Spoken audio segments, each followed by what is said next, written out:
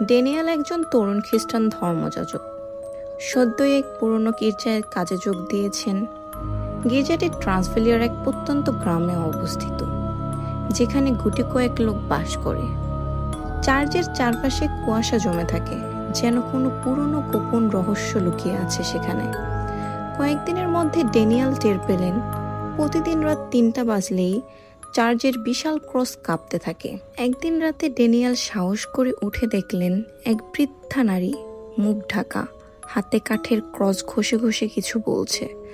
পরের দিন গ্রামের লোকজন জানায় এই বৃদ্ধা একসময় চার্চের একজন সদস্য ছিল, যাকে কালো জাদুর দায়ে বহিষ্কার করা হয়েছিল।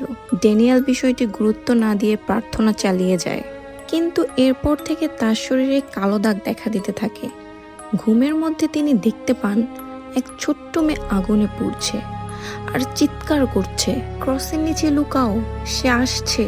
তিনি স্থানীয় একজন বৃদ্ধার সাথে দেখা করেন, যিনি বলেন এই গির্জার নিচে বহু বছর আগে এক কালো জাদুকরণীর জীবন্ত কবর দেওয়া হয়েছিল। তার আত্মা মুক্তি চায় না, প্রতিশোধ চায়। শেষমেশ এক ঝড়ের রাতে ড্যানিয়েল সেই ক্রসের নিচে খনন করে। সেখানে একটি কাঠের বক্সে পচা পুতুল, কালো মোমবাতি, রক্তের দাগ আর খ্রিস্টান বাইবেলের বিকৃত সংস্কার পাওয়া যায়। সঙ্গে সঙ্গে চারদিকে বিদ্যুৎ চমকে ওঠে আর ক্রস নিজেই মাটিতে পড়ে যায়। এরপর থেকে গির্জাটি বন্ধ, কেউ আর কাছে যায় না। যারা গিয়েছিল তারা ফিরে আসেনি। ড্যানিয়েলের কোনো খোঁজ পাওয়া যায়নি, শুধু তার ঘরে পাওয়া গেছে একটি চিরকুট। বিশ্বাস যখন ভেঙে পড়ে, শয়তান তখনই জয়ী হয়।